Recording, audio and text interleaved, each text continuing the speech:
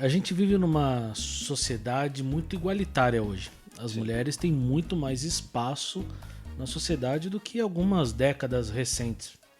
Então a mulher hoje ela sai para trabalhar, ela tem posições altas dentro de algumas companhias e às vezes até mais altas do que os homens dentro da empresa.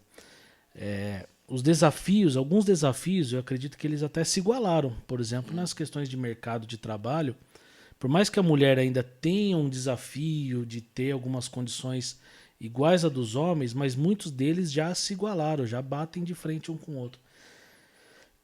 Isso criou-se também alguns desafios dentro do casamento. Por exemplo, eu já vi casos de casais terem problemas porque a mulher passou a ganhar mais do que o homem, né?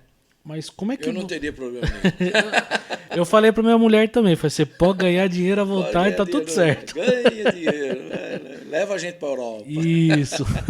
Tá tudo certo. Mas, diante do ensino bíblico, daquilo que ensina de homens e mulheres, como é que esses desafios fundamentam o seu trabalho pastoral? Olha, coisa interessantíssima. Existe uma palavra para isso hoje. E a palavra é empoderamento. Empoderamento da mulher, né? O feminino. Por que a mulher necessitou se empoderar? Por que a sociedade precisou, os homens precisaram ceder? Porque havia um vácuo. Né? Havia um vácuo. E é interessante porque havia um vácuo da figura masculina que não era preenchido. Então, obviamente, por exemplo, vamos supor aqui uma mulher que ficou grávida e o cara não quis casar e não quis assumir. O que ela vai fazer?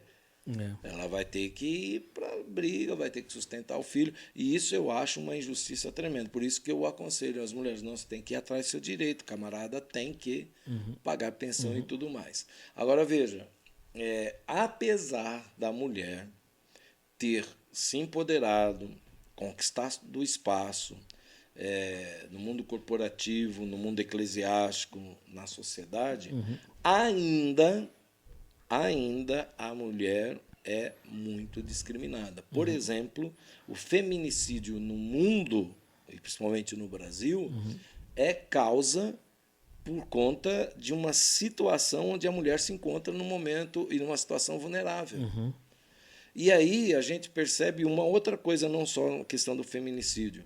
No mundo corporativo, uma mesma função e o mesmo cargo, a maioria das vezes a mulher está ganhando cerca de 20%, 30% menos. E aí vem a questão que você citou aí, por conta de quê? Por conta, por exemplo, de licença maternidade, por conta de situações as quais podem afastá-la do trabalho, questões de saúde e tudo mais, mas em pé de igualdade intelectual, acadêmico, as mulheres avançaram muito. Inclusive a minha filha hoje, ela me mostrou um negócio muito interessante sobre figuras femininas, mulheres que descobriram coisas incríveis na física, na química, na astrologia, até na Covid aí, que tivemos aí recentemente, que a vacina foi descoberta, a melhor eficácia dela por uma mulher e tantas outras coisas. Agora, existe uma questão em relação a isso que lamentavelmente no Brasil acontece, que é o dito machismo, né? Por melhor que elas façam, não fazem mais do que obrigação, e por melhor que elas façam, e mais ainda que elas façam, elas não serão valorizadas como se deve. Então, existe uma série de coisas aí que a gente poderia abordar com relação a essa pergunta, né? Você acredita que isso acontece por uma demanda da sociedade atual ou porque o homem deixou de exercer o seu papel? Uau, que pergunta, hein? Olha, todo o excesso é por causa de falta de alguma coisa. E quando você quer ocupar um espaço por conta de uma falta de alguma coisa, eu acho que são as duas coisas, viu? A demanda da sociedade modernizando porque quer fazer algumas coisas que eu acho que são de direito mesmo, né? Mas eu acho que é uma lacuna que foi jogada. Agora veja uma coisa, né? Eu não vejo problema, não acho que está errado, muitos podem até pensar o contrário, mas a figura da mulher pelo que a gente olha nos textos bíblicos, o homem saía para trabalhar, mas quem governava a casa era a mulher. Aí o cara só trazia o recurso lá. Cara, eu costumo dizer, quem grita mais alto aqui em casa? Sou eu, já vou! Porque o governo está sobre as questões. Ela decidia as coisas da casa, né? E acho que tem um ponto... Só uma coisa que eu estou me lembrando agora. Deus chegou a ter que interferir num casamento de Abrão e Sara. Sara mandou embora a Agar com seu filho Ismael. E ela, não quero, manda embora essa mulher, tal. E o Abrão ficou chateado. E Deus falou assim, obedece Sara. Obedece Sara porque eu tenho um plano para esse teu filho também. Fica calmo, tranquilo lá.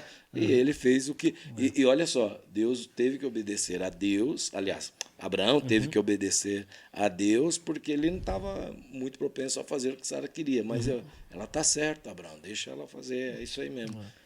E tem um ponto muito interessante nesse cenário, que é muitos lares hoje, o homem não consegue mais suprir a família sozinho, né? E necessita que a mulher saia para trabalhar. Isso. Então tem esse cenário que hoje também a mulher muitas vezes sai para trabalhar para complementar a renda do lar. Isso, né? E tá tudo certo. Você acha que tá tudo certo ou não? Eu acho que tá tudo certo. Tá ótimo. Eu falo para minha esposa, você pode ganhar 10 vezes mais que eu, que tô super feliz. É verdade. Eu acho que tá tudo bem mesmo.